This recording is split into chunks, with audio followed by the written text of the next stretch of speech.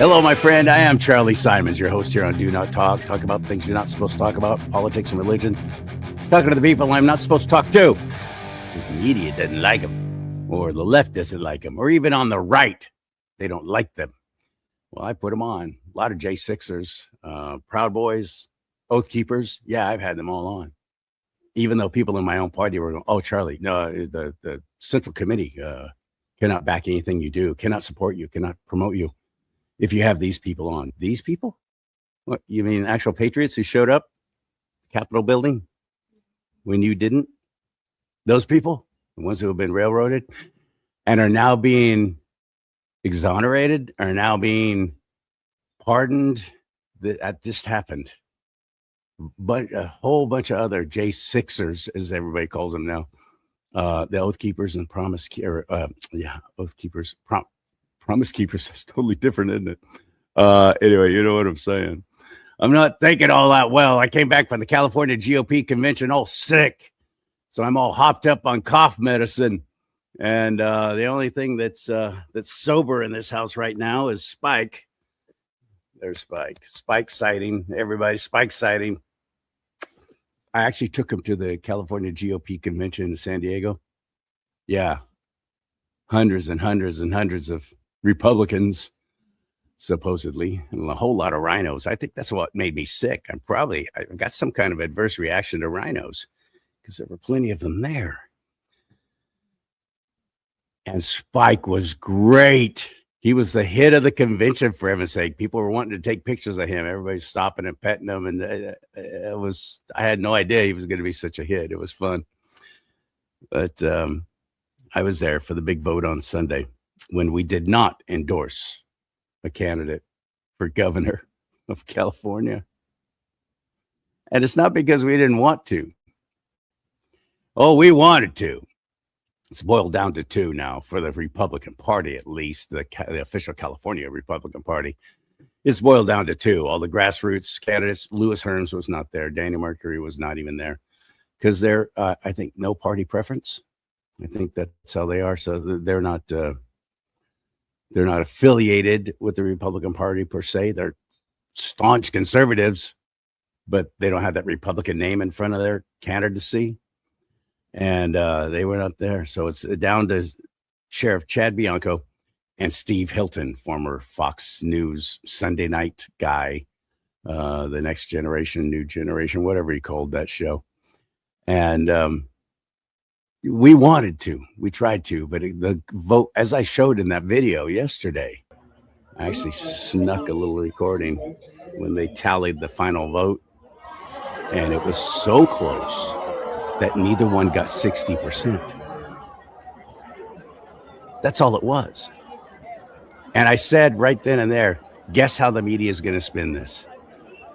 Even the California Republican Party isn't backing their own candidates. Even the California Republican Party is going against President Trump, who came out and endorsed Steve Hilton. They're going against Trump.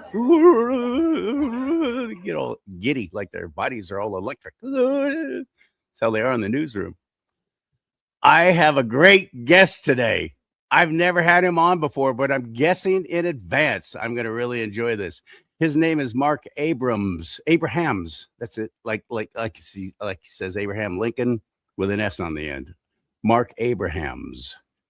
He was with WABC in New York, which was the flagship for the ABC network, radio and television. And I also got to work for ABC in San Francisco, which is the fourth largest market in the nation. But he was number one, man. That's the top market right there. If you make it to New York, you are the best of the best because all the other little goofballs have been weeded out by that point. And this show is going to be talking a lot about media, mainly because that's all I've done all my life. And I love talking to fellow media people. So please indulge me in this, because I think you're going to get a lot out of it. You're going to get a real understanding of what the media is like, and especially if you're conservative in the media. I swear I was the only card-carrying Republican in the entire 3-story building at 900 Front Street in San Francisco. I was it. If there were any conservatives there, they shut up because they knew you're not going to keep your job. if you're outspoken about it. But I was the token conservative on KSFO, which is 560 AM, heritage radio station. And my studio was right across the hall from KGO, which was the station for decades. Then ABC was purchased from Cap Cities by Disney. Disney fired 1,000 of us all across the country on the same day, New Year's Eve. I'll never forget it. 1995. That's how far back this goes. And ABC has dismantled and destroyed every single one of their broadcast entities ever since. They're great at it. They've finally sold, I don't know if they sold all their ABC properties. I think they did, all the radio stuff, to, was it Cumulus? Which proceeded to dismantle and destroy 2 heritage radio stations, so much so that one of them went dark. Actually went dark and changed formats. KGO wound up changing formats. Now they've changed back with the new company that owns them. And they're trying to get back to their former glory, but it's done is done. People don't listen to the radio anymore. They listen to people like me, not me in particular, but alternative media. And I'm so glad to be a part of that now. Let's get into it with Mark Abrahams right now on Do Not Talk. Ready? Hit it. Yeah! Woo!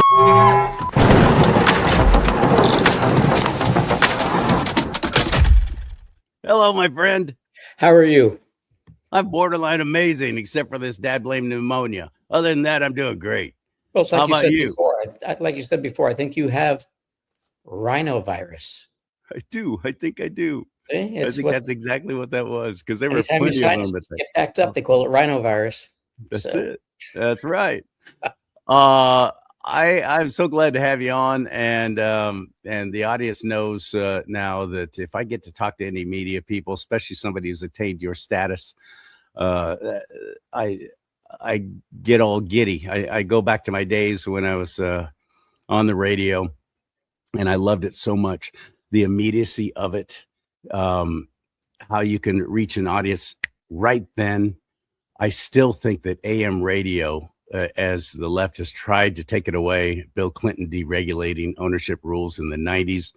So the worst thing that ever happened to the business, making it to where these big giant corporations could buy up huge swaths of radio and television and newspapers and dominate what people, that's what the FCC was all about. They were trying to prevent that, always trying to keep any one voice company mindset from controlling all of the media that people are seeing, hearing, listening to.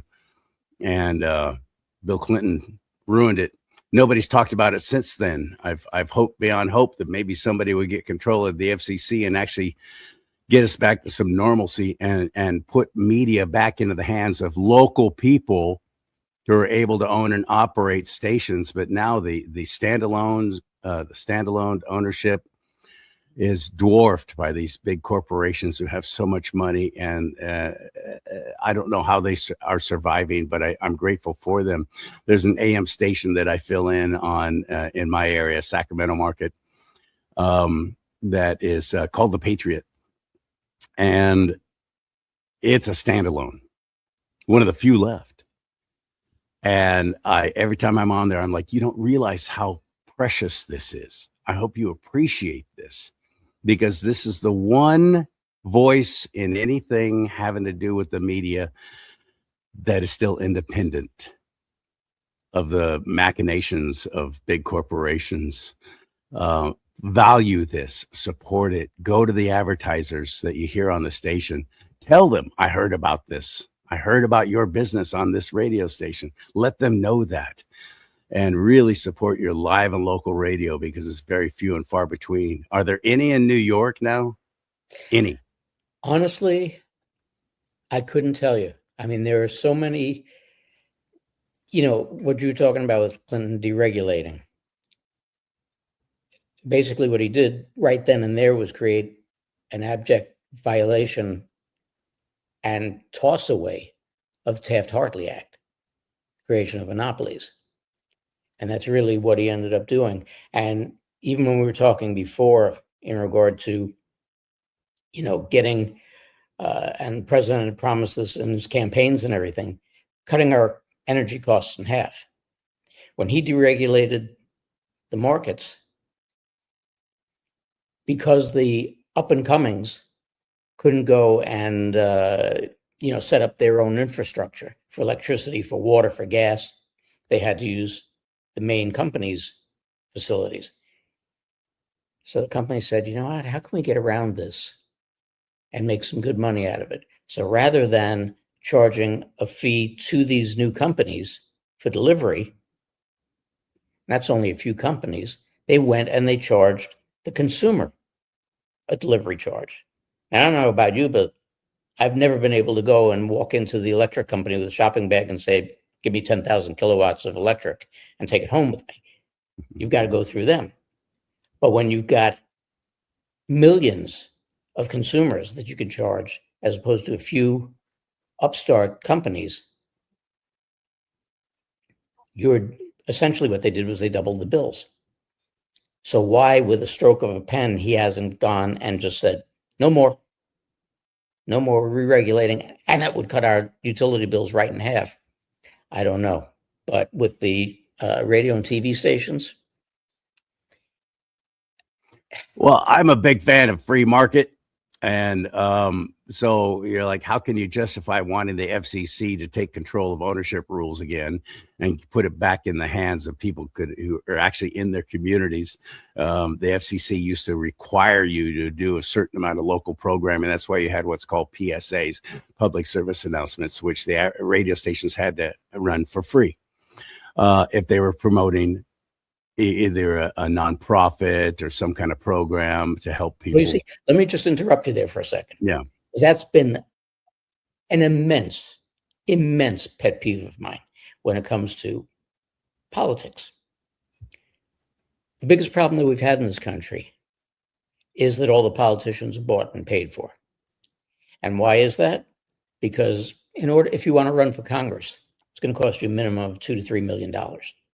You want to run for Senate, 6 to 10. Okay, for either $180,000 a year job or a $210,000 a year job.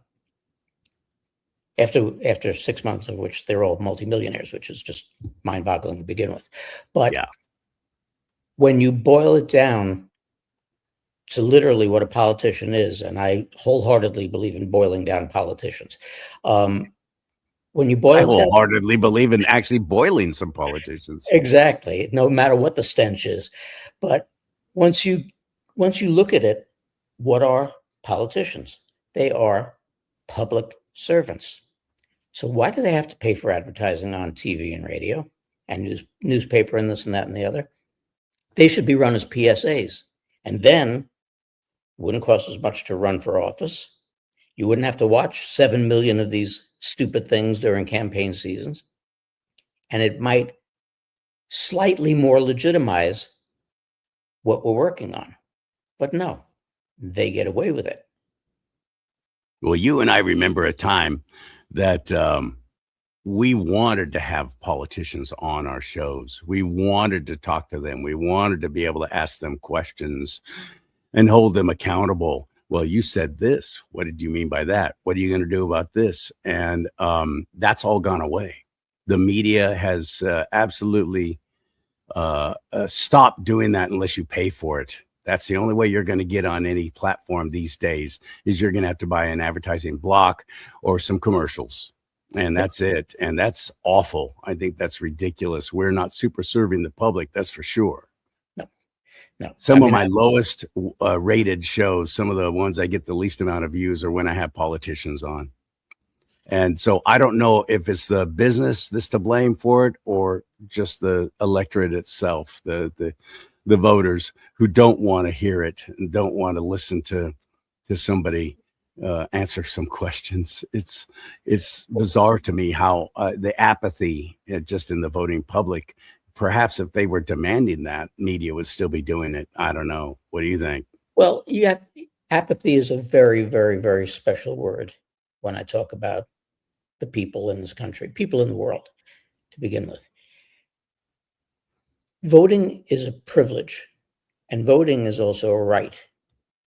And I say it on the air all the time. Rights come with responsibilities. But the problem is we've built up people over the past 4 decades, really, ever since Reagan was in office and created the me generation. People have become self-absorbed.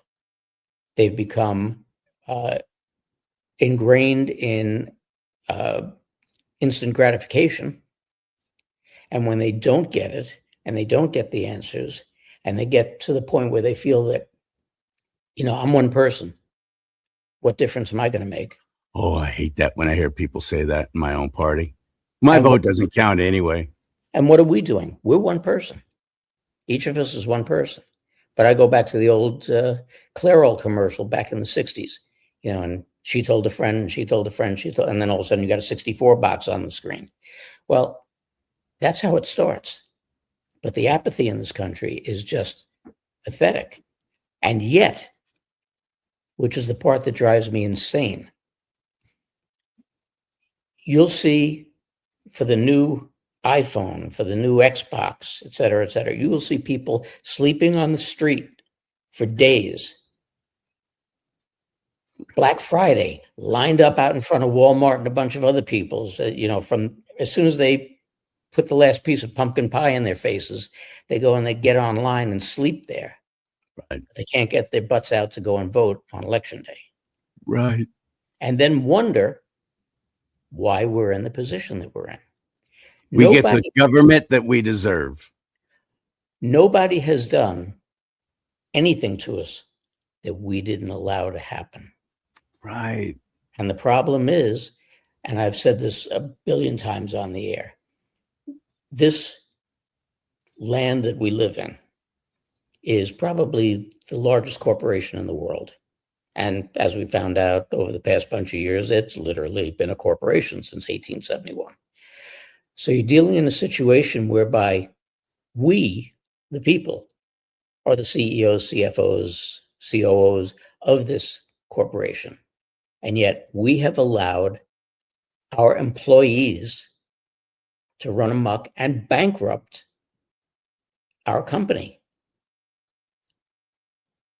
And we'll complain about it all the time. But do we do anything about it? No. Nope. And in 2016 and again in 2024, we were able to successfully get President Trump in office. And the attitude ever since then is, okay, well, we did our part. So now we'll just let Trump fix everything. But something, think back to when you were working in the business. And I look at it, and this is an American mentality. I don't live in Europe. I don't live in Africa or Asia, but I find it to be grossly an American thing, especially in corporate America, where they look at things the way that management in a corporation does. Well, you just saved the corporation billions of dollars last week. What'd you do for me today? And that's how a lot of American people look at it. When I look at I hate using the phrase, but I do it all the time anyway. When I look at the libtards and you sit and you listen to these people, it's very simple. The president could go out and come up with the cure for every disease in the world, and there'd still be TDS. They'd still find something wrong with it. So, you can't please all the people all of the time, but for God's sake, open your eyes. Amen. What in the business when I was coming up, when I first out of college, I majored in communications, worked on the college radio station, and got my first professional job. And I never looked back. I quit going to college. I thought, well, this is what I wanted to do, so I got my job, so I quit. And I just never looked back. You have to work your way up in market size.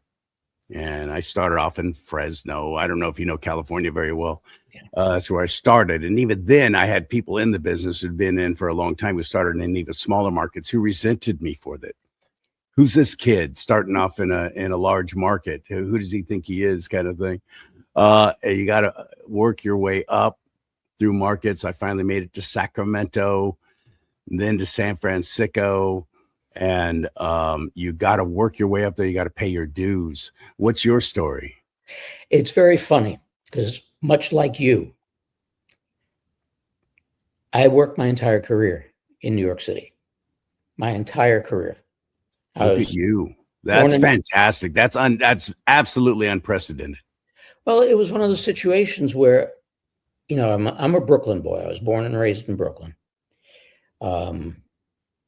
Finally, thank God, escaped when I was 25. But, you know, here I was. I just graduated college. While I was in college, which probably helped to make the difference, I volunteered behind the scenes. So while everybody else was taking, you know, production 101 and learning how to be a producer or a director, which was none of this had anything to do with working in the business. I volunteered behind the scenes with the engineers. And when you volunteer with the engineers, you don't learn how something works. You learn why it works, which is a big difference because, like I've told people all the time, when they call the 5 o'clock news because it goes on at 5. So you could have shot the best story in the world, written it perfectly, edited it perfectly. If it doesn't make air, it doesn't mean squat. So I did that, and I also interned at WNYC, which was one of the city's own stations, and they did a lot of public service shows, et cetera, et cetera. When I graduated college, I had applied to ABC, I had applied to WPIX, and WPIX at that point in time was owned by the Daily News. So it wasn't a freestanding station, but it was. The Daily News was kind of like AP, Associated Press kind of thing? Daily News was one of the major papers in the city. Okay. It was one of the 3 major papers because at that time you had the Daily News, the Times, and the Post. So, which basically you still have. And I was working, my father had a retail appliance business in Brooklyn, and I was working there, making some cash and this and that and the other. And I come back from a delivery, and he goes, guy from Channel 11 called. He said, I'll call you back in a little bit. Yeah, okay. All right. Well, sure enough, about an hour later, the phone rang, and it was a guy from Channel 11. And had an interview the next day, which was a Friday, and I started there on Monday. That's television. Yeah. And well, that's where I spent my entire career, was in television. You must have been so excited. How old were you then? I was 22. I just turned 22. Getting that phone call, that's fantastic, man. Yeah, what a great feeling. Just out of college. Yeah. So I got the call. I went in. I was able to show him what I knew because they wanted me in videotape. So I showed him they had particular machines, Zampex 2000 2-inch machines. And great big giant boat anchors. Oh, yeah. If anybody dropped one of those on your foot, you knew it forever. And things were getting broken. No joke. And it wouldn't be the machine, it'd be you. Yes, I started there. That was 1976. And making what was it? I was making $140 a week in 1976. At $140 a week. 1976. So, you know, thankfully I was still living at home at the time, so I didn't have to worry about rent and this and that and the other. But a few months after that, because I was just there as a vacation relief, they had let me go, and I was looking around for stuff, and I get a phone call. I was actually out in California, and I get a phone call from the guy who had hired me, and he goes, "Listen, Artie broke his leg in the lobby. Can you come back and fill in for him?" I said, if you need me, absolutely. So he goes, "And you won't take less than $200 a week, right?" I said, "Well, like to make 200 a week. That would be great. He goes, well, you won't take less than 200 a week. And then he clicked around. Oh, absolutely. I won't take less than 200 a week. So he got me back there, and I spent that time until. That was a good guy right there, man. He was letting you know you could probably make more. Yep. That was Lou Clement, wonderful guy. And I went back there. And PICS at that time was probably the number one training ground for engineers in New York. If you went to PICS, you learned and you knew what you were doing. And you had to have a first phone, as they called it. There was a time you were required to be licensed with the FCC, and you had to go through a lot of tests to get your first class license. That was a big deal, but it was required if you're going to work on AM and FM for a while. Then they deregulated that, made it just AM because of the intricate patterns of the towers. You had to understand how daytime, you had daytime signals, you had nighttime signals, so they don't bleed over into another market. And so you had to know all that because you're the one taking the readings once an hour. You had to take the readings all the time. Yep. They don't even do that anymore. No. Transmitters are all automated. They have a transmitter guy just in case it goes down. But above and beyond that, nobody's really monitoring anything anymore because nobody's watching the cash register anymore. And so that April, I got hired at ABC, and which was a wonderful thing. You know, here I am at the number one station, number one market. Was that Cap Cities at the time? No, that was ABC. No, I understand, but that was owned by Cap Cities, Capital Cities. No, this was 8 years. When I worked for them, they were Capital Cities, and I loved the company. I loved it. I was going to retire there. I was never going to leave. Well, Cap Cities knew nothing but how to make money. Mm-hmm. You know, they were good at it. They were and they shared with their employees, which was wonderful. Yes. Unlike the rat. You know, the rat was unlike the rat, yeah. But back then it was ABC. It was owned by oh, for Christ's sake. All that came to mind was Silverstein. I know it's not him. Samuelson. But I started with them, worked there for 5 weeks, went out on strike for 20, which was just wonderful. But then came back the following after the strike and this and that and the other, and worked there for 43 years. So I had 46 Let's talk about unions. Let's talk about unions. Out here, San Francisco used to be a union market. Maybe it still is. I don't know. But after it's just it's not, didn't exist anymore. It got absorbed by SAG, Screen Actors Guild. Yep. But it used to be the American Federation of Television and Radio Artists. And you had to join that union if you're going to work in that market. I've never been a union guy because I've always believed that it's the antithesis of free market, because we price ourselves right out of being competitive with anyone else. And my favorite story about working for a union in a union shop was I could not hit record. I go into the production room after being on the air, and I'm gonna record something, a commercial, whatever it is. I had to go and find an engineer, and there were several of them on payroll because it was a union thing. Now, engineer to most of us means they're working on transmitters, they're fixing equipment that goes down and so on. That's what an engineer does, but not when you're in a union. I had to go find it. They did that. Plus, whenever I wanted to record something, I had to go get an engineer. He had to come in and hit record. And stop. And then I would do my thing, and I'd had to go find an engineer again while the tape's rolling still and say, would you please come back in and stop the reel-to-reel? Yeah, I'll be right there. And that was usually the attitude. I go, this is just a 30-second spot. Can you just wait here so I don't have to go get you again? No, come get me. Okay. Record, stop.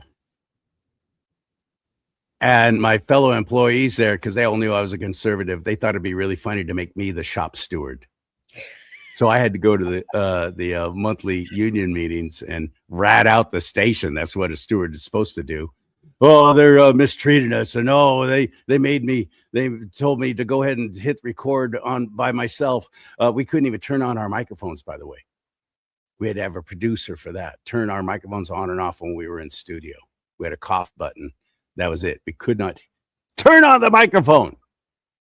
That's how out of control it was. As these unions, to justify their phony baloney jobs, would continue to push for we, the talent, to do less and less work and get paid more and more money. How is that sustainable? It's not. What happened because of the unions, it made it too cost prohibitive to even have talent on. So they started putting on what's called, you put it on the bird, you got these satellite formats or these satellite talent, like Rush Limbaugh was a satellite talent. He didn't start out that way, but he was premier out of Los Angeles, premier radio. And everybody ran the same thing. And there were those studios were dark when you'd have these shows on. There's nobody in there. And that was because we priced ourselves right out of the frickin' market, just like I said we would.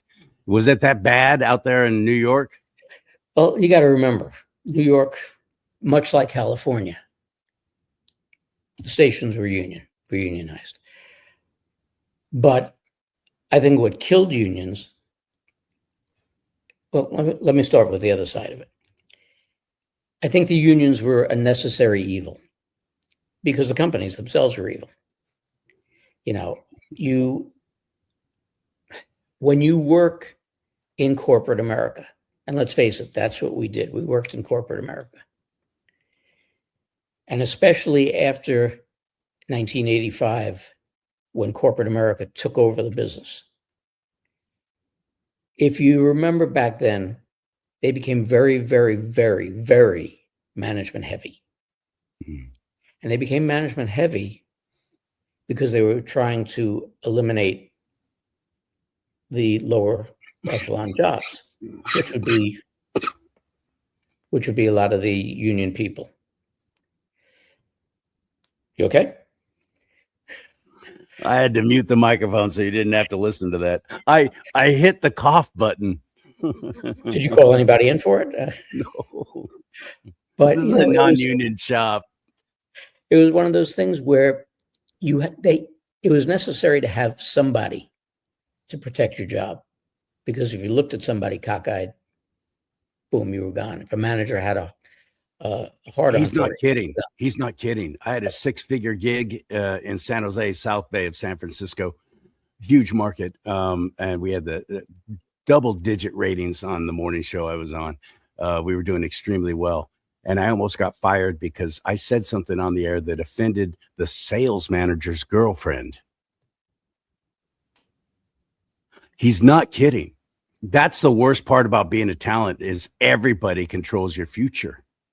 Even if you have great ratings and you're doing extremely well, when it's management top heavy like that, he's completely right.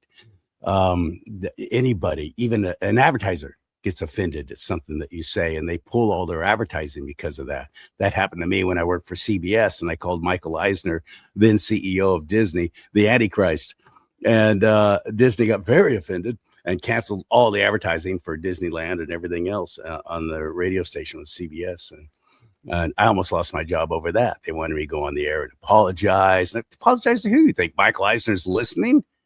Think he's tuning into the show because he's having a good old time? Come on. So I refused to, and so they suspended me, and it was just a big deal, made all the media and everything. And I turned it into I was going on vacation. They did it for a publicity stunt. What are you talking about? Well, no, see, but by us, and I guess because it was television as opposed to radio, you had multiple unions in the one shop. IBEW comes to mind. IBEW and NABIT were the basic ones in New York. You had IATSE for the stagehands. You had AFTRA for the talent. You had the Writers Guild for the writers and the producers and the assignment desk people. So you had a whole bunch of unions there. Right. And nobody talked to each other.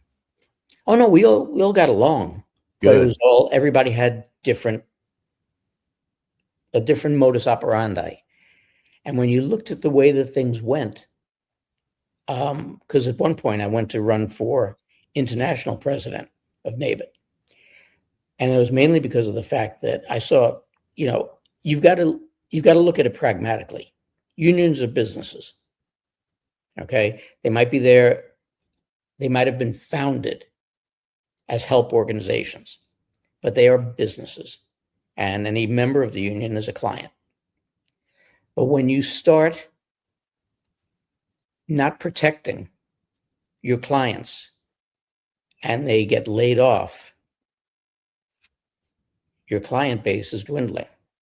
Thus, your business is losing out.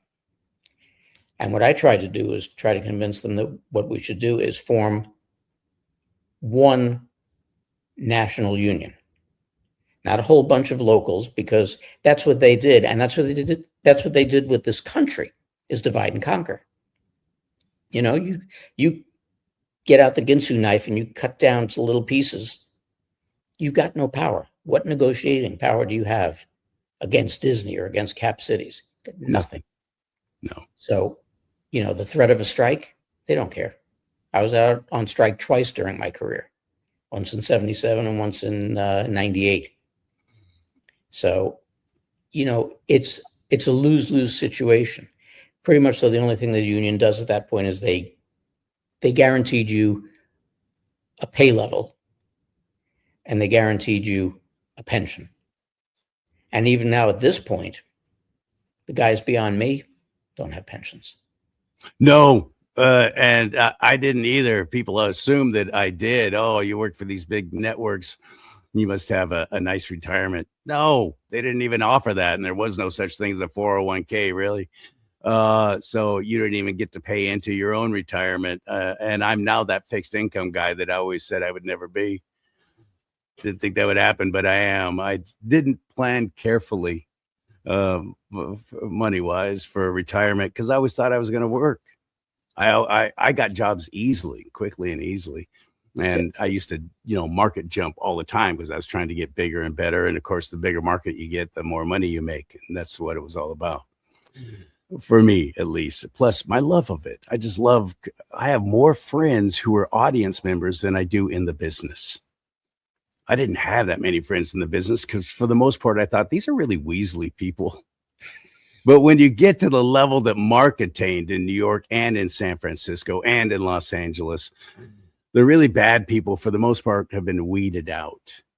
And I loved working for ABC. I loved capital cities. And like I said, I was going to retire there. I wasn't going to leave. I loved every single second of it and was grateful for it.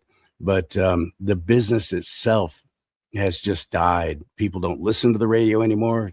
Everything they want and need is right here on their phone. They don't need me to tell them the weather. They don't need me to tell them what fun things are coming up this weekend. They don't need me to tell them the time. That was a big deal on the morning show. We did what's called double time. You could say 7:12, 12 minutes after 7 o'clock. You always said it twice because, people they passively listen for the most part. That was a service. That was providing a service. They don't need that anymore. They don't need us. And they can hear their favorite song. They don't have to wait for me to play it. They can hear it anytime they want now. Everything on their phone. But that's the difference also between radio and TV. I mean, I've got, I'd say, more than a few years on you. But you look at it in the sense of, did you ever in a billion years think that you were going to, if you wanted to really listen to radio, you'd have to pay for it? Crazy. Satellite radio, yeah. Did you ever think that for the most part, with the advent of cable and how it sprung up really rapidly when big business started taking over the media back in 85, did you ever think that you'd have thousands upon thousands of channels to look at and yet you'd pay for other services because what's on the air sucks? This is where we are. And it's like people want freedom of choice. But again, with freedom comes responsibility. You got the freedom of choice, but what are they putting out there? They're putting out crap. Yeah. Hollywood hasn't put out a good movie in decades. All they do is they rebrand old stuff with special effects and think it's going to sell. And Disney with its woke ideas, I was so happy to see Snow White crash and burn. That was ridiculous. It's absolutely ridiculous. I finished, because I just like shows like that. I finished watching the last season of Stranger Things the other day. And I'm sitting and I'm watching, I'm saying, you got a good plot base, a sci-fi plot base and things. There's good action in it and good, makes you think a lot. Did they really have to throw in the gay thing? They really have to throw in the interracial couple It's all thing. posturing. And that's because so much of the media business is dominated by the homosexual mafia, especially Disney. Well, it's a funny thing when Disney took us over, and I've never been a PC person, and I've always been a very irreverent person. Attaboy. And I was the only one at WABC who was trained on everything. Some of the maintenance guys used to refer to me as the most dangerous person in the building because I could take them down in a heartbeat. So one day I was working in RF, which is where all the truck signals come in from. RF stands for radio frequency. Exactly. So I'm sitting there in RF, and RF was in its own room. But right outside the door was the edit supervisor's desk and a row of closets. So I was standing talking to the edit supervisor and this and that and the other, and he happened to go, this was, I think, 1996 or 97. So Disney was already entrenched, and said, I heard there's a new producer coming in. So I said, really? And I walked across to one of the closets, opened the door, and then shut it. I go, I guess he's not here yet. And the guy almost fell right out of his chair because I opened the closet and nobody came out. So it was just, this was the type of situation that you worked in, but you couldn't say anything. You couldn't, if you wanted to say jokes, and it's funny because one of the best times, one of my good friends was a reporter by the name of Anthony Johnson, black guy. And we're in the truck one day, and we always used to trade jokes and this and that and the other. And he looks at me and goes, you know how every black joke begins, don't you? I'm going, oh God, here we go. No, how? And he goes, yeah, this is what it was. And we could do that outside of the building. But boy, you did that in the building, you were out of the building real fast. Oh, everybody knew. Our GM, general manager at ABC in San Francisco, as I affectionately call it, was very left, as everybody. I mean, that's corporations made sure of it because they were. And so those are the people that they hired and promoted. Now, he was great. He was a great general manager and will always be, in my mind, the best I've ever worked for. Mickey Luckoff is his name. And he never said, Charlie, keep your conservative opinions to yourself. Never. Because first of all, I was the token Republican on the station. And but everybody knew, because I would have editors, producers, the program director. I got in big trouble one time and got the station boycotted by the homosexual community. Imagine that. Because of something I said about the city council and how stupid it was that they had passed a law in the city of San Fran. You could not send a dude home and tell him, dress like a man. I don't want to allow you to dress like a woman when you're at work. And they passed a law that you couldn't do that within the city limits. And I went on the air, just railed on it. And the backlash of that was so intense. And they were boycotting not just KSFO, but both KGO Television, Channel 7, and KGO Radio, and all the advertisers. And it was just a big deal. And the media lost their minds. The San Francisco Chronicle, Herb Cain especially, who hated me already, was bashing me every single week.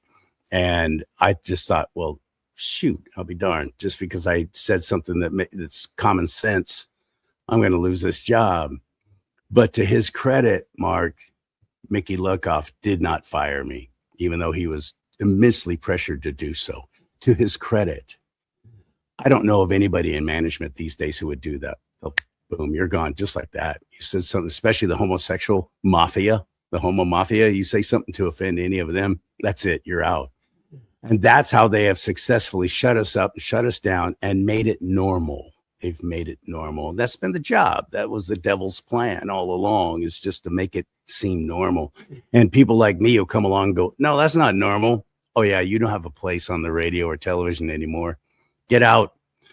I know many people are fired for things like that. This is what we went through. This is why we had unions, because these people, for no good reason, very, very good friend of mine was a reporter and an anchor. When you're the daily anchor on the morning show, you've reached a certain level of prestige, very well known, this and that and the other. Was having trouble with two of the other people in the morning show. Somebody went and reported to HR that he said something that he never said. Fired him on the spot, created a whole scenario. You serious? Fired him on the spot. Long story short, of course, after they held him hostage for a year, they didn't give him his back pay or anything, and he couldn't work anywhere else. He finally went to court over it, and his attorney proved that there was no basis to their case whatsoever, and he got handsomely taken care of. But this is the type of area and the mentality that we're living in now. They will ruin you. Unfortunately, it's necessary to have the unions, because until we get back on a level playing field, you need that protection, because this mafia that they've created. I went to one of the Reawaken America tours. I did too. I appreciated it. I liked them. I think 3 or 4 of them. And this one I went to in Pennsylvania, and I knew better, but I did it anyway. There was a reporter from NPR. Came up to me and said, can I talk to you? I'm saying to myself, don't do this. But I said, okay. And this was when all the trans stuff was starting to come around. So she starts talking to me. We're talking about a bunch of different topics. And she brings up this thing about the trans people. So I said, let me explain something to you. If I'm at a mall, or I'm at an amusement park, or anything like that with large crowds, and my wife, my daughter, my granddaughter goes into the bathroom, and some guy in a dress comes along and goes to go in the bathroom. If he hasn't completed his transition, I will finish it for him. Well, of course, that became a homophobic statement. You can't win. And it's the same thing that they've done with, anti-Semitism, racism, all the different phobias that they've heaped on us, all the different adjectives that they use to divide us and make us, rather than focusing on the prize, which is taking back our country, taking back our world, we're fighting each other. You look at the division that religion has caused throughout ever. You look at the division that they did with welfare, so dividing the rich from the poor, or the middle class from the poor. How they went since 2000 to effectively eliminate the middle class. All of these different divisions that they've put in, and that has systemically come into the media. Let's not forget that, because I've said for a long time now, the media is probably the most important arm of the cabal. Yeah. Because how else are you going to get the information out to that many people? And yet, in turn, if it wasn't for the internet, we wouldn't be where we are right now. No. Thank God for Elon Musk buying Twitter. Yep. I'm not kidding. That was an extraordinary thing that happened. Why do you think so many countries banned Twitter. You can't even get them in China and several other countries. I think India too, oddly enough. I don't know where you stand faith-wise. I'm a follower of Christ Jesus. I'm a born-again Christian. And I'm reading the Bible. There's this one verse about the devil is a ruler of the air. And that bothered me for a long time. I thought, what does that mean? Ruler of the air. And then I believe it was the Holy Spirit that revealed to me one time when I'm reading it again. What goes through the air? What goes through the air?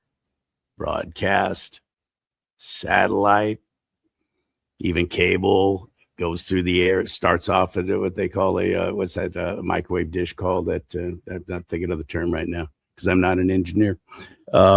It all, though, goes through the air. What do we get in the media, radio, television, and even newspaper, too? The devil rules the air. And there's so many people in the business who are weak. They don't take your stance like you do, Mark. You know that. You've worked with these people your entire career who are just weak. They don't take a stand on anything because they want to keep their jobs. Well, I've never been of that mindset. And that's been both a blessing and a curse. But I've paid for it. I have paid for it in ways that most people are not willing to if they're going to take a stand like that. I believe that the devil, you say that it's the tool of the cabal. Absolutely. And I think that they're all doing the devil's work just as quickly as possible for his time is short. There's no doubt about it. This is a situation whereby the media, radio, TV, print, and people have to remember that's not all the media. Movies, music, dance, everything. Good point. Of the media. You want to go back to the 10 Commandments. Thou shalt not worship false idols. What have we done since before I was born? Okay. We've made celebrities idols. That's right. We've made people basketball stars, TV. Football stars, baseball stars. We've all made them idols. That's right. And we pay to see them and we worship them. And people will go, even now with the alternative media, which has just become the new MSM for the most part. There are very, very few people out there who put out anything that's worthwhile. And I say that only because of the fact that while I believe in Q as a military operation, while I believe in the plan, I have referred to the Q drops as mental masturbation. It's something to keep the patriots busy and occupied and not losing faith. I was just going to say, and encouraged. Yeah, because in reality, all wars have psychological operations. This is the only war that any of us have ever been through that is a psychological operation.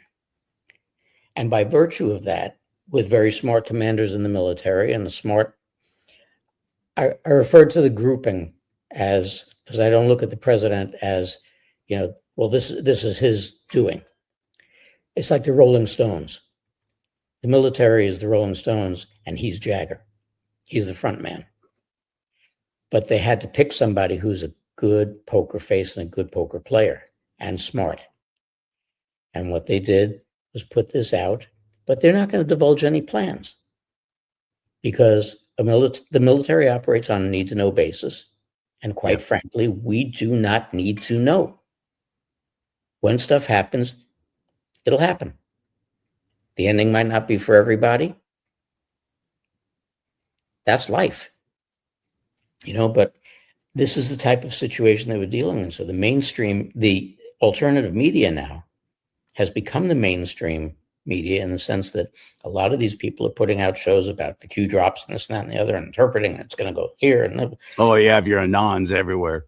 Yeah. And facts being what they are, because my whole shtick on my show has been journalistic integrity, because that got lost starting back in 1985. And what the people who are doing this now, yes, you could do a lot of decodes on the Q drops, et cetera, et cetera. It's your opinion. And your opinion is not fact. That's your best guess. So we have a lot of juggling to do. And people, the popular phrase now is learn to discern. People have to learn to discern. I forget what movie it was from, but I always love the line, use your head. That's that big lump 2 feet above your 3 feet above your butt. So it's that type of a situation. And people have to start, when they call this the Great Awakening, okay? I think the spiritualistic aspect of it is the most important aspect, because you really have to go within and learn to discern in the sense of what truly resonates with you. It's like, what's the definition of a journalist? Journalists are supposed to go out there, ascertain the facts of a story, deliver those facts to the public, and let them determine what is real and what's not. Not go in and insert your own opinion because you don't believe in what the president's doing, or you don't believe what the left is doing, you don't believe it. I told reporters all the time, you're not smart enough to give me your opinion. And I had one, I actually started the line. This was back in the 90s. We had a reporter who will remain nameless, who literally made up stuff. We go out on a story, I'd shoot stuff and get back to the truck, go to edit it, and I'd listen to his, what he's writing as his track, and go, what the hell are you doing? We don't, not only don't we have any video to cover that, you don't have any sound to back up what you're saying. And I finally said to him, never let facts get in the way of a good story. And that's where we are with the news business. And that's where a lot of the alternative media has gone now. And it's very sad in a time when we're really, really, really looking for truth. A lot of people are still falling into the old ways and accepting what the idiot in front of the camera, and I include myself in that, is saying. Don't trust me because you like my face. You've got more information at your fingertips now than you ever did before. Yeah. And people are lazier than they've ever been. There's two things to prevent all of this from you becoming that statistic, that bad statistic that I believe. One is to actually read God's word. You can't be fooled if you're actually reading the word for yourself. Start in the New Testament, start with the book of John. It's the fourth of the four gospels, last of the four gospels, encapsulates Jesus's life on earth, and what happened afterwards comes after John, which is Acts, Romans, Hebrews, and read the New Testament. A chapter a day keeps false teachers away. It's the best advice I can give to anybody. The other one is, it's a word that you mentioned just a second ago, discern. Jesus himself told us to pray for discernment so that we cannot be fooled. We know what's of God and what's of the devil. And it is that basically black and white. It's either good or it's evil, especially when it comes to media. There doesn't seem to be any in between. They love blurring lines. They love making black and white gray. Yes, homosexuality is a sexual sin. Except, is it really? And isn't that what the devil did to Eve in the Garden of Eden? Is it really? Did God really say that? Did he really mean that? That's what they do. So pray for discernment. Every time you pray, Lord, please give me discernment. Please let me understand what's of you and what isn't, so I can't be fooled. Ask for it. We have not because we ask not. Ask for it. He talks to us every day. That little rumbling that you get in your stomach is God talking to you and giving you information. But as my soon to be former partner used to say on the air, then your monkey brain kicks in. And when your monkey brain kicks in, and it's a phrase I use for myself all the time, you give me a 50-50 chance, I'll always choose the wrong 50. So it's like the old cartoons. You got the devil sitting on one shoulder and, the angel sitting on the other. Don't do that. Do it. Really. So it's that type of situation. And we'll always, rather than listening, going introspective and listening to that voice inside, we let the monkey brain kick in. And we go and we do what we want. 99% of the time, it's the wrong decision. And it's very, very important to listen, because spiritually, I think that's where we lost it. The difference, I've had many discussions with Sheila Home, which is she's just With who? Sheila Home. You never heard of Sheila Home? No. Yeah, she's very, very, very smart woman. Has written a number of books, et cetera, et cetera. And I was raised in a Jewish family, but I'm not religious. I think that religion is a crock, really. It's a control mechanism. When asked about the Bible, I hope you don't take offense to this, but when asked about the Bible, my opinion... You can't offend me.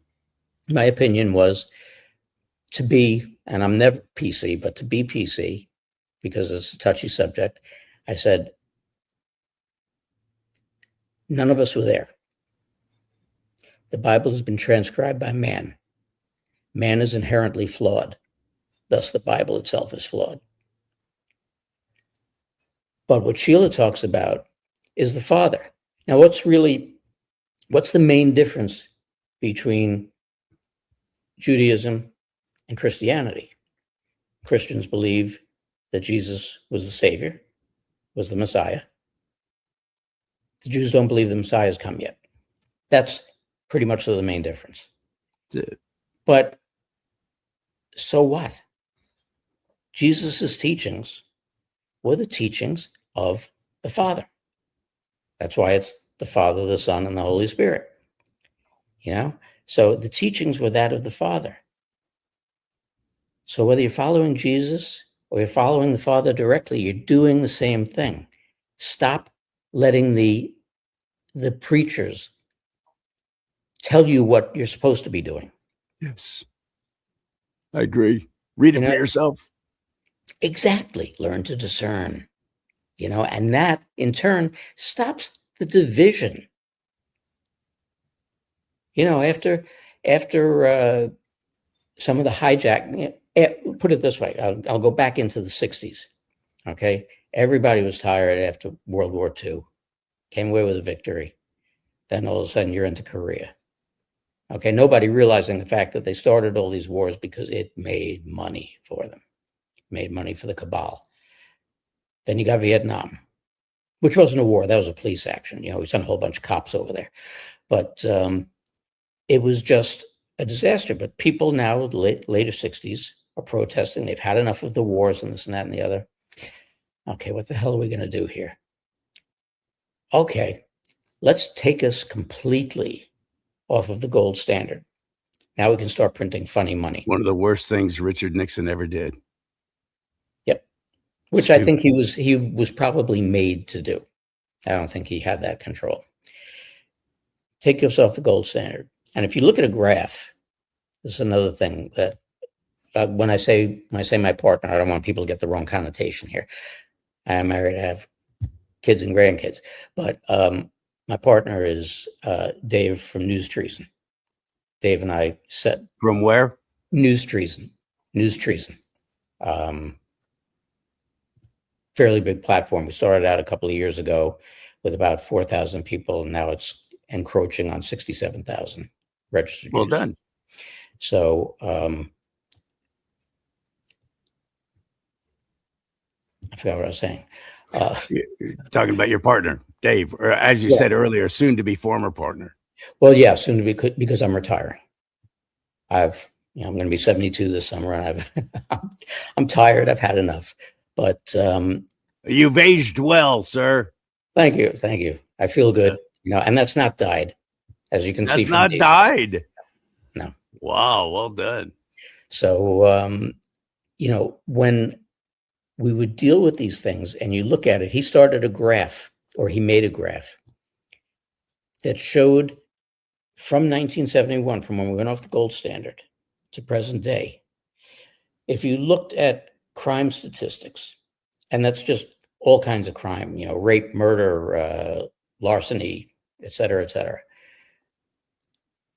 it kind of ebbed and flowed, but never really got to high levels prior to 71. You look beyond 71, it was like a huge spike up in all related crimes. And why? Because money wasn't worth anything. And it gradually became worth less and less and less. Monopoly money. It's only worth as much as they tell us it's worth. And it got to the point where, which is what they wanted to do in order to break up the family.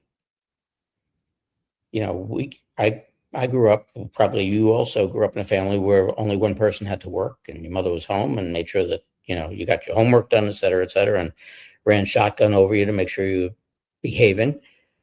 But then it became one salary didn't cut it anymore. Right. So you had to have two people working. Not an accident. No. Not an accident. So the ruination of the family structure, which is what the devil's all about. Bingo.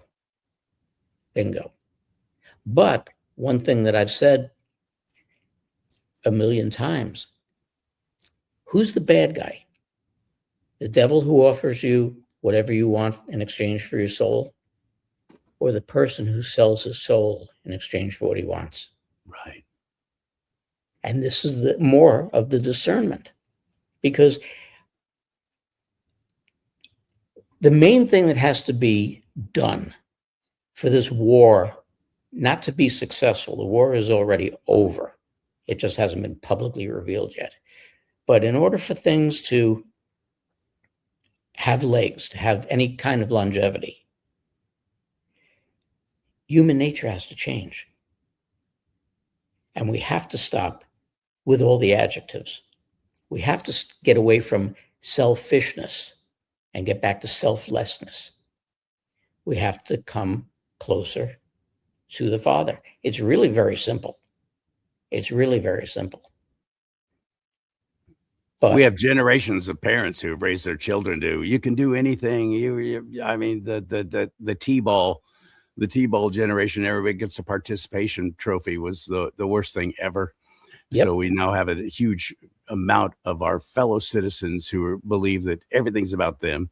They've made themselves God. And even if they are going to church, it's all, well, how does this apply to me? Or how does the Bible apply to life today? Well, God has not changed. The Bible has not changed, except for translations, as you said. But the only thing that's changed is you. Yep. You and your attitude. You're absolutely right. I love this. And this is what the powers that be have done to us. This is exactly what the powers that be have done to us. And one of the things I've railed about on my show a number of times is we have to start policing our own. A lot of the beliefs that we cling to and a lot of the beliefs that we have stemmed from our childhood. Whatever faith you were raised in, that was taught to you, and you don't question authority, and you don't question the priest, the rabbi, or anybody else. Well, they should have questioned a lot of priests decades ago, and a lot of rabbis also, and a lot of imams. They're all, like I said, they're all control mechanisms, because if they don't hold on to their flock, just like I said before about the unions, they're out of business. Mm-hmm. They're going to have to go out and get a job. It's easier to fill your head with, you're being a sinner. You're not following what I told you. In Judaism, the laws of being kosher. Mm-hmm. What a crock. I'm sorry. We have a thing called refrigeration now. Okay. That piece of pork isn't going to kill you unless you don't cook it. So, you want to have bacon and eggs for breakfast. And you have so many people who are in Judaism and in Christianity who are what we refer to with the Jews, high holiday Jews. That's when they go to synagogue. Yeah. Same thing with Christians. Oh yeah, I go on Easter, I go on Christmas. Easter and Christmas. I call them creasters. Christmas and Easter. Yes. So, this is where you are. But yet they have a holier than thou attitude. Mm. And we have to start policing our own and say, knock off the crap.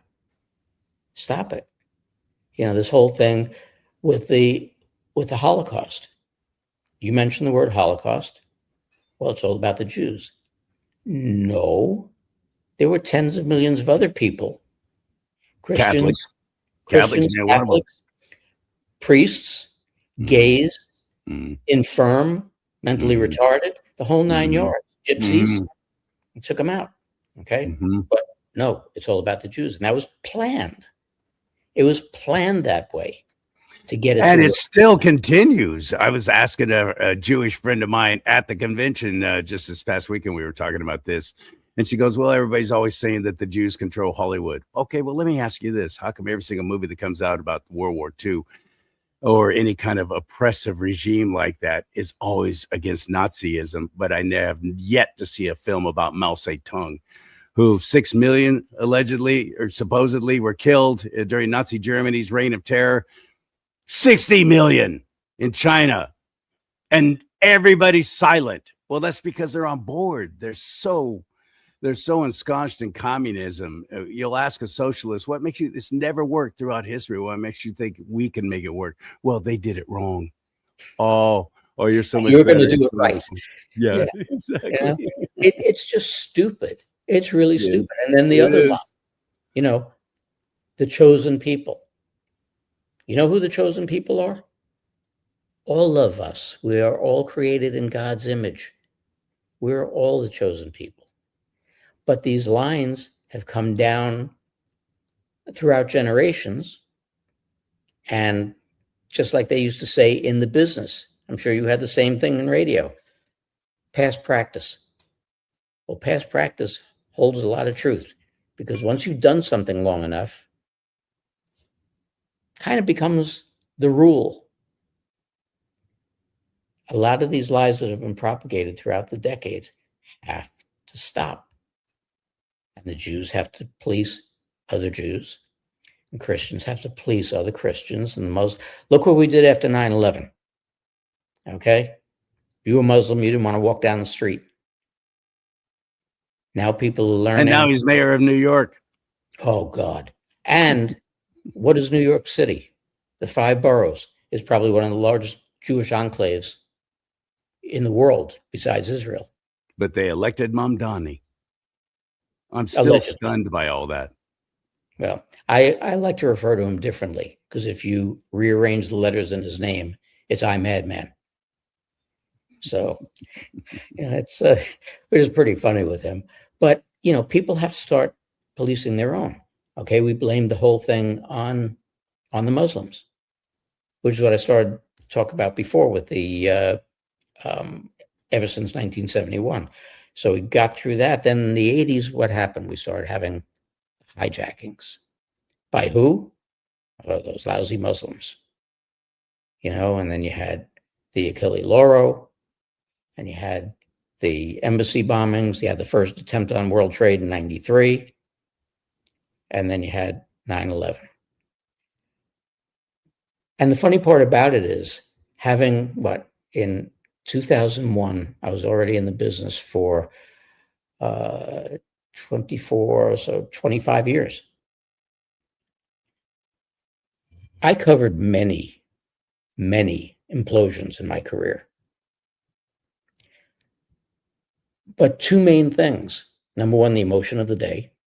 I was actually supposed to be in the North Tower that day, because Alan Hevesy, who was the New York City comptroller at the time, it was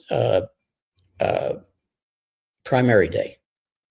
He was running for re-election. So my partner and I were supposed to be in North Tower. But our boss, in his infinite wit and wisdom and being cheap, said, you know what, it's going to be a long day. Come in at 10:30. Saved our lives. But there's no doubt about the fact, you had the emotion of the day, and then you also deal with the fact, and this was my line up until maybe about 8-9 years ago. And the key part of this line is, in a situation like that. But I would say, in a situation like that, who would ever think that the government would lie to your face? And they did. Because when you implode a building, it's not just how the building collapses on itself, but after it collapses, there's a dust cloud that slowly creeps across the ground and then starts to rise and envelop the area. And it's a very patent way in which it happens, because we used to be on buildings in Newark, New Jersey, a couple of blocks away when they were imploding the tenements there. And, they'd blow the whistle, you'd watch the thing collapse, you'd shoot the dust cloud coming up, and then the building person would say, okay, everybody off, because they wanted us off before all the asbestos reached us and everything. Mm-hmm. So it's very, very evident, if you put aside the fact that it was impossible for planes to have gone into the building. And we also just found out, evidently, that the plane that was, I think, the one that went into Shanksville was supposed to... Pennsylvania, yeah. Yeah, was supposed to leave from Ohio. And they canceled the flight because of an emergency and took everybody off the plane. Now, between the 4 planes, there was allegedly 200 passengers. But when they evacuated that flight in Ohio, they removed 200 passengers. And there's always been rumors, did those flights ever take off? Were there anybody on those flights? We know now that there weren't any planes. So how did a lot of that come about?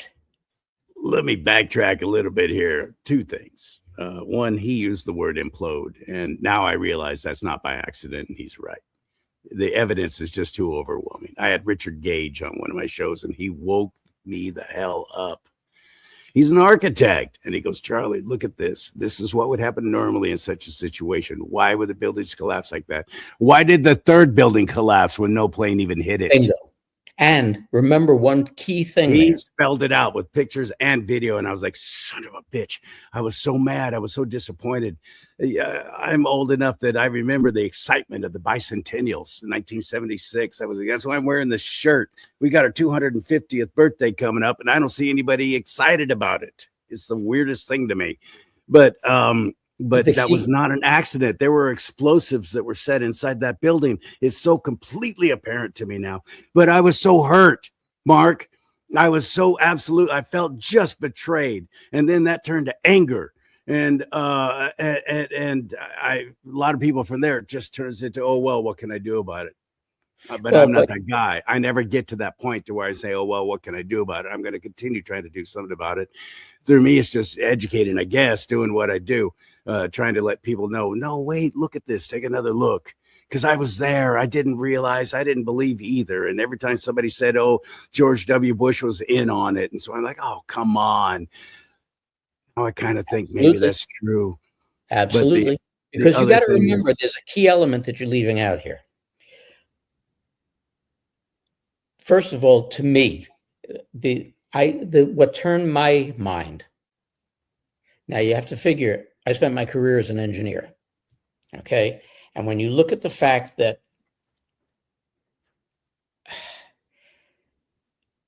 visually and sound-wise, a scenario was created that people believed they saw planes going into the building. Okay.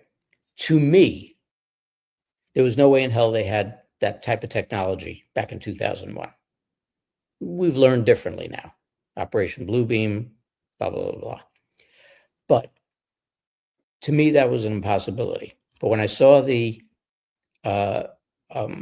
documentary put out by 3 architects that showed that it was impossible for the planes, to go into the building. And also you think about the fact that, let's say for argument's sake, due to the laws of physics, you got a plane traveling 550 miles an hour, hits the building, happens to hit where the windows are. So maybe the body of the plane goes in. Those wings are going to shear off. There'd be parts of the plane all over down below. Where were they? Where's the black box? Okay. Then they talk about the fact that steel, never mind steel that was encased in Jet fuel doesn't burn hot enough to melt steel. Right. It only burns to 1,800 degrees, whereas what's needed to melt the steel is at least 4,000 degrees. The only thing that can do that is thermite. But what I was getting at is the key element to this. We mentioned Building 7. What happened the day before 9/11? Insurance policy. Pretty big insurance policy. Besides the insurance, well, that was actually 2 weeks before. But the day before, somehow or another, Rumsfeld misplaces $2.3 trillion. Trillion. Yeah, with a T. Did the press announcement. We have no idea where it is. Trillion. Now, in the basement of Building 7, first of all, where the missile hit the Pentagon was Rumsfeld's office and where all those records were kept. He happened to be on the other side of the building at the time. In Building 7 were the backup files, a gold depository, New York City Mayor's Emergency Office, and the Office of Emergency Management backup office. And yet a building that was not hit had a menial fire going, collapsed in the same exact manner as the Twin Towers. In spite of the fact that a BBC reporter, 20 minutes prior to the building collapse, stated the building behind her had collapsed while it's still there. So there are so many. No kidding. Oh, yeah. Oh, yeah. These are all documented things. So there's a lot there. And recently somebody did a show, I won't say who it was, but somebody did a show where they played another documentary. There was a Fox News chopper guy who was up that morning, guy I happen to know. And he got a shot of the plane that came in over Jersey that hit the South Tower. But since then, and since the advent of digital editing, there are many things that you can do. Now, as an engineer, like I said before, I was trained on, the only one at WABC who was trained on everything. I had to train other people. So I trained people on editing, including digital editing. They were stating that he had on a laptop in the chopper the software, Avid software, to allow him to create what they call a mask. So a mask is basically it's what they used to do with wipes on a switcher. You could basically cordon off part of the picture, and then you could make it look like the plane comes in one side, and then you don't see it on the other side. But because he was in the chopper and things were moving, the mask moved, and you saw the nose of the plane come out the other side. Well, to anybody who worked in the business, that's an NFW. Okay, I'm being a good boy. I'm not dropping the F-bomb, but that's an NFW. There's no way that's going to happen. There's no physical way that a plane could do that. But there have been so many shots that they've put out there, mostly on alternative media. This is why I said you have to discern. That shows the plane going through the building. And that's because people have the availability now, even at home, to play digitally with this stuff and show. But there are so many cell phones. Cell phone cameras were pretty still not what they are now. But still, though, there was a lot of cell phone footage and footage not just from news organizations showing the planes hitting the building. And the explosion and the fire was most definitely real. The people jumping literally jumping to keep from being burned alive. They'd rather jump to their death and take their chances. That was not CGI. That was not computer generated images. Somebody was trying to convince me that the planes themselves, that was a mass. It was an image that was almost projected into the sky, and that wasn't really a plane. Say it again. That's Project Bluebeam. See, I don't know about that. Yeah, I don't know about that. Is, and they had done it. I forget how many years ago. Not in the distant past, but sometime recently, in an arena or a gymnasium or something, where they projected a whale, a holographic whale that looked like this whale was right there in there with you moving around. So they have the ability to do that. I just didn't believe that they had the ability to do it back then. But they very obviously. I don't either. That was 25 years ago. Of course, Disney's been doing innovative stuff like that since the 90s, haven't they? But we're not talking about Disney or any of the major corporations. We're talking about the U.S. government. There's a lot more technology that with unlimited money. That's right. That's right. So there's just so much there that is going on that people just really don't understand and don't see, because, like I said, with the government lying to you, they went on that day and said, yeah, the planes hit the building and this and that and the other, and these Muslims did it, blah, blah, blah, blah. And the reason the buildings collapsed was because of the heat of the jet fuel caused the steel to weaken and collapsed. So from the top down, if it were on the bottom floors, maybe I could say, okay, but from the top and then the whole entire building collapses because of that. Come on. And falling straight down like that, just like you talked about the demolition crews, they plant explosives on each floor to get it to compress like that. Yep. And why did the third building fall? It was never even hit by a plane. Nobody talks about that. Yep. Where were the plane parts at the Pentagon? Where was anything in Shanksville?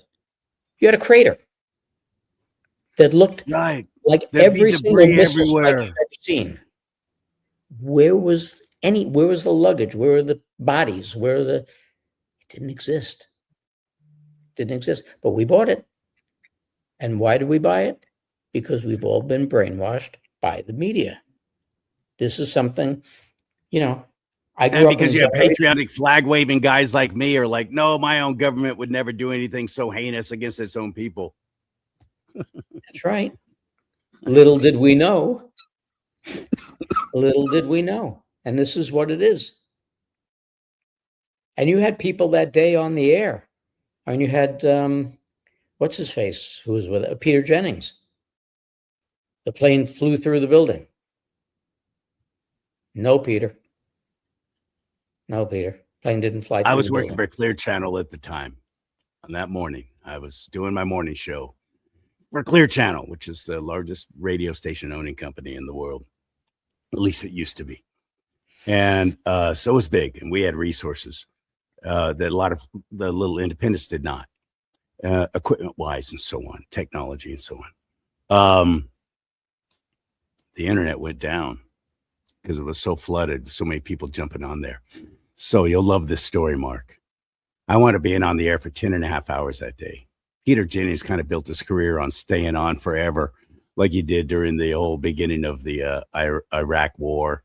What was that? Operation Desert Storm. He was on there for like some crazy 21 hours or something like that. Well, I did that on 9/11. I was on the air for many hours. You're going to love this. Being a TV guy. I had a little 5-inch Sony black and white television that I kept in my office all the time for just such an occasion. I brought it into the studio with me, and I'm watching coverage on television, broadcast television, probably ABC. And I am describing to our listeners what I am seeing. First plane had already allegedly hit. Second plane, I'm on the air talking about what's going on. when it happened. And I had to, that's the first time, talking about having to keep it together. I wanted to cry. I was so angry. The only way it could come out is just, I wanted to cry. I was so angry because I knew this is not an accident. Because at first that was the speculation. It was an accident. This is an errant plane. Something horrible has happened. Something went wrong. And then the Pennsylvania thing and the Pentagon thing and the second plane. And I'm describing it all while I'm watching it and having to keep it together. So oftentimes I had to pause just to fight back my own outrage, my own wanting to just yell out. Yep. I was so angry. And the 10 and a half hours I did that, describing what I'm watching, because the internet went down. You couldn't even get through. It was so inundated. It was television, broadcast television, that kept that show on the air. Thank you, Mark. Appreciate Well, it's funny because, that, like I said, I was supposed to be in at 10:30 that morning. So I'm on my way into work, listening to Imus on the way in. Don Imus. And, awesome. They're talking about... He went full conservative, man. That was awesome. Well, he was the first one talking about the childhood vaccines they were giving the kids autism. So, but I'm on my way in. I'm listening to it, talking about the plane that hit the building. And then the second one hits. And I get to the George Washington Bridge, and they've closed it. So I make a U-turn on the Palisades. I head back north. I get to the Tappan Zee Bridge. I'm about 3/4 of the way across that. They closed the bridge. But then they figured... They let you continue. I mean, they didn't stop traffic on the bridge. They stopped traffic. And then they finally said, you know what, we can't keep people sitting here in the middle of the bridge. So they opened it up. I got across because I had my press credentials and the whole bit. I got almost to Manhattan. And a cop stopped me at the 230th Street Bridge and said, I can't let you through. But, you spend enough time in the field, you know your way around. I actually went a block over beyond the barricade, got in, crossed the bridge. And as I get into the city, the first thing I see as I stop for a light is a livery cab, one of the black cars, with a huge bumper sticker on the back, said, I love Islam. I said to myself, man, you need to get off the street now because you're not going to survive the day. I got into work at I think it was 10 to 11. And I go up, I see my boss, and I go, where do you need me? Well, your truck's not here. I said, I didn't ask you where my truck is. I said, where do you need me? Well, I need you right here in RF. Because when World Trade went down, we lost our transmitter. Right. There were a lot of towers on the Twin Towers. And we had our backup was also in World Trade. So literally at that point in time, we were broadcasting nobody except for cable. So our transmitter was down and 3 of our main receivers went down with World Trade. So he needed me there. So I was there from 10 to 11 until 3:30 in the morning. I went to the hotel, got a couple hours sleep. The next morning, walking back to the station, 6th Avenue was what we used to call a sure shot because you could look straight down 6th Avenue and see World Trade. So you could always hit it. You didn't even have to put the mast up. You could always get a signal in from there. And it wasn't until that point that what had happened hit me because I looked and all you saw was smoke. And that's when it finally hit me that this actually happened. But then you went on from there and it was just, I came in that Tuesday, I went home on Saturday. And it was, we lost our transmitter guy. So it was a rough deal. And there were a lot of things that went on. So there's many things in the media that happen that people don't really understand what actually happens, but they get so enthralled with the story and they get so enthralled with what these alleged reporters, what these alleged journalists are relating to them that they don't do a deep dive. Now I had that documentary that I told you about with the architects. One of the main reporters who was involved in it, who ended up in a bunch of different documentaries about 9/11, was fairly close with me. So I had retired and I had this documentary, and I contacted her and I said, listen, I'm sending this to you. I think you should watch it. Never heard from him, never watched it, never investigated it. Now, all this stuff is out there. It's plainly out there. What is the job of the journalist? Ascertain the facts, deliver them to the public. Have you heard any revisits to 9/11 other than the annual roll call? No, as a matter of fact, I get my posts taken down on different social media every time I try and replay that video. They want to ignore it. They want to push it away and make it go away and stop asking. Yep. Stop asking. They don't want to know. Yeah. They don't want the narrative out there, but it's not a narrative. It's a fact. Thank God for Rumble, because YouTube has pulled off so much stuff of mine. Facebook deleted all my pages last summer, and Instagram, which is owned by Facebook, and they've done everything they can to deplatform me. Period. I just got suspended I'm just by a good old boy from Bakersfield, but I ask questions. I ask a lot of questions. I have no problems being the dumbest guy in the room and wanting clarification. I've built a career on that. I just got suspended by X, and I can't get an answer as to why. Oh, I got no answers either. But X, I'm surprised. Yeah, I mean, my show is called Respect, and that's what it's based on. I do, like you, very little bad language, topics that are very broad-based, no misinformation, this and that and the other. I aired a show not 2 days ago, but the Monday prior, with a guy that I've had on before from the called the Freedom Law School, talking about how the IRS is flat out phony and taxing us is not legal, et cetera, et cetera. Not constitutional. No. Income tax is not. No. And all of a sudden, I'm suspended and I can't get a response. That's troubling. That's really troubling. I thought that X was a safe platform. So did for I. us, for conservatives, I thought it was a safe platform. So again, go back to thank God for Rumble, because I've focused all my attention almost from the beginning on Rumble, even though the money sucks. I made $52 last year. I had tens of thousands of views. I made $52. The money's so bad, but this is my ministry. This is how I look at it, and the money will come. You love what you're doing, make people happy, and the money will naturally come to you. Exactly. Or inform people, and that's what I try and do. You're awesome.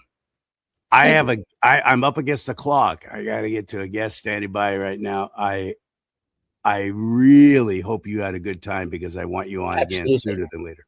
Okay, because there's 1,000 things I want to talk to you about, especially a man of your experience with in major market media, your entire career, you lucky duck. How long did you work for WABC? I almost said 43 years. 43 years. I was in the business for 46. I worked for them for 43.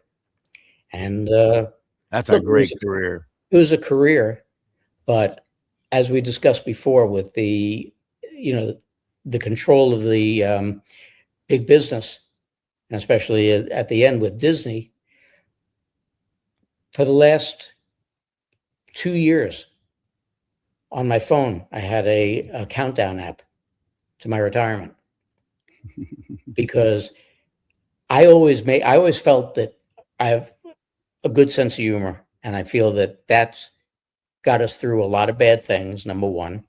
And if the reporter was having a bit of a morbid sense of humor, actually. Oh yes. Oh yes. My apologies. One of the terms you hear a lot is too soon. Exactly. Too soon. So, I figured if the reporter had a good day, then I had a good day. Yeah. But it came to a point where it was actually work to try and enjoy yourself. And that's when I got the countdown clock. What are you doing now? Where do we find you? You could find me on, well, just for the remaining couple of weeks, if you go to Fake News 7 NY on Rumble, you will Fake find News 7. Is it Channel 7 in New York as well? Absolutely. Because ABC out here is also 7. Yeah. At least in San Francisco. KGO and KTLA or KABC are all Channel 7. But okay. yeah, I went from having NYP, which is New York Press 3475, to having Fake News 7. It's on Rumble. On Rumble, it's on Telegram, it's on YouTube and Facebook. And my show is called Respect. I do it every Monday. And like I said, I'm retiring. My last show will be the April 27th. But I do have Patriots Across the Pond, passing the baton to them, because their interview style is very much like mine. And they'll be continuing the show. Oh, man, I enjoyed talking with you so much. Thank you, my friend. Oh, absolutely. It's been a wonderful time. You need on your retirement desk? One of these mugs. Let's talk about politics and religion. That's what I do. Absolutely. You need one of those mugs. You can get them at CharLeeSimons.com, CharLeeSimons, CharLeeSimons.com, with a whole bunch of other stuff there too. But you're a blessing. Thank you, Mark Abrahams. Thank you very much, Charlie. It's been a pleasure. It's been a lot of fun. Good. I like to hear that. That's one of the two biggest compliments. In fact, I'll bring you back in for this. The biggest compliment you can never give me, and I've received it, is from a listener or a viewer who says, I was going through a really horrible time, and listening to you got me through it, because you'd make me laugh, you'd make me think. I always had a good time, and I'd forget my troubles for a while. Greatest compliment you can ever give me. And I value my time with listeners and now with viewers. Having to make the transition from radio to television has been tough, because I'm not the best looking guy in the world. But now I have to actually be concerned with haircuts and so on and so forth. Dang it, I hate that. I don't wear makeup, though. That's where I draw the line. I'm not going to wear that TV makeup. All right, buddy. Talk to you later. Thank you so much for your time. Share this show. If you had a good time, we went on a long time. I had a feeling we would. And share these shows, because again, I don't have Facebook or Instagram anymore to let people know when I have new shows out. So, and like this, if you don't mind, hit that like button. That helps with the algorithms. Comment down below. That also does too. But you got to do 5 words, more than 5 words. 5 words or less, they count everything as a bot. That's how it is. And that's how it is now. I know it's weird, but it's true. So hi, Charlie isn't going to cut it. They'll just say you're a bot. I don't get credit with the algorithm thing. I didn't invent the system. I'm just learning that that's how it's working. So follow this channel on rumble.com/do-not-talk, or wherever you're watching. Follow this channel or subscribe on YouTube, and share them. May God bless you and keep you. May God bless America. But most importantly, America, bless God.